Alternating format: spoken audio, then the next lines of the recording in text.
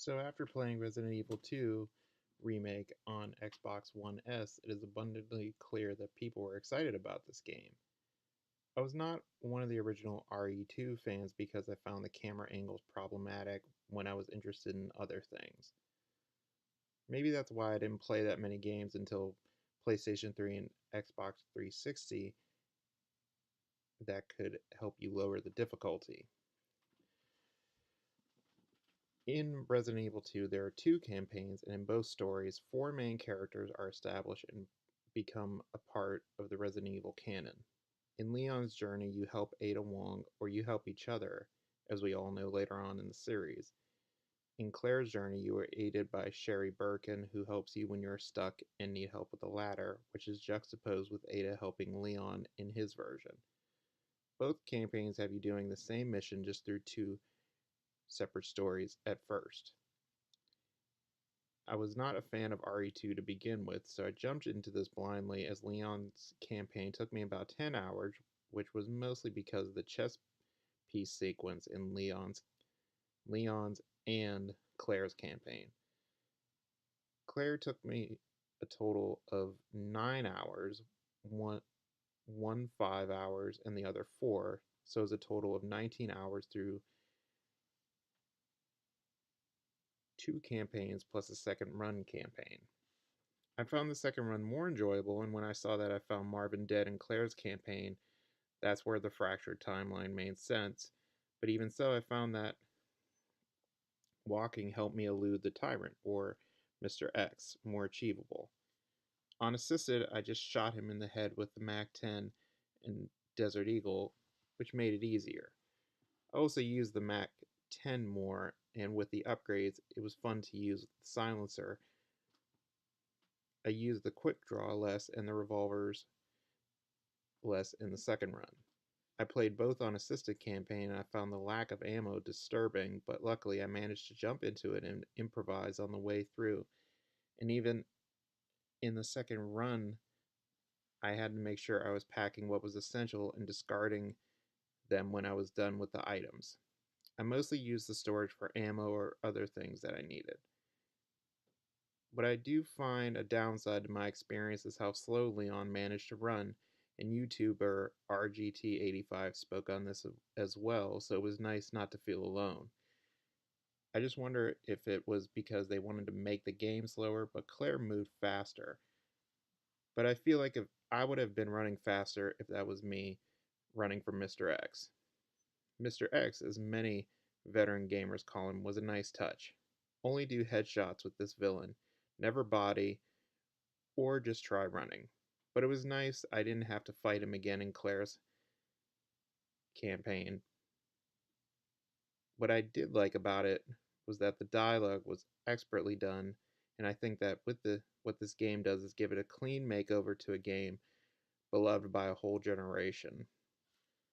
As a new experience for me, I'm a little bit confused over what makes this such a great remake, but I'm looking at this from a fresh experience, not one mired in a beloved classic, so I can look at it at a distance and study it.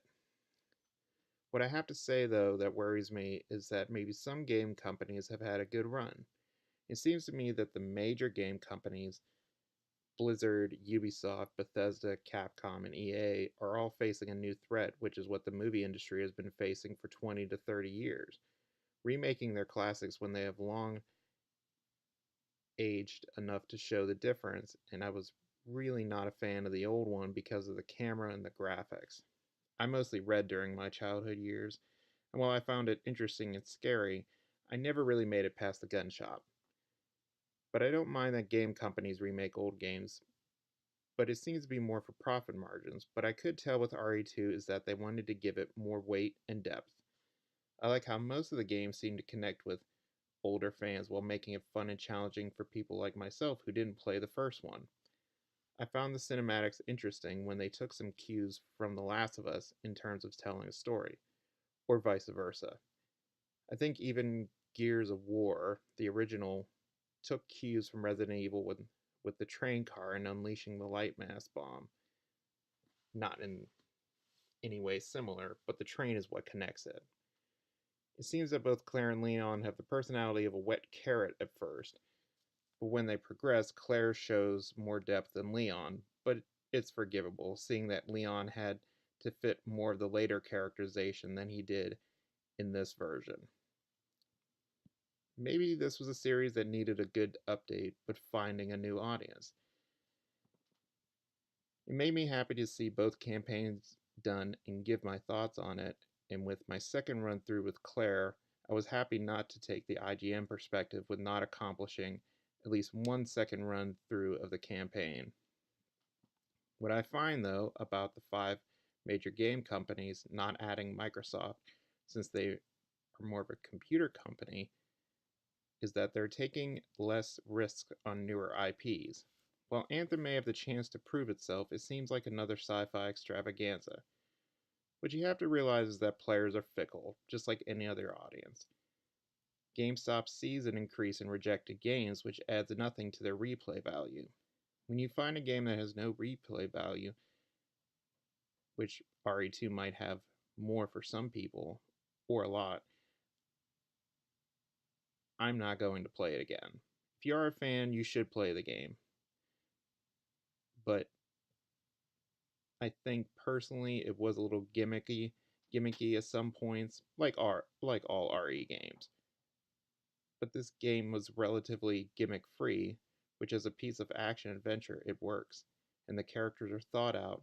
But this kind of game is another reason why remakes in the game world are now looking more common these days.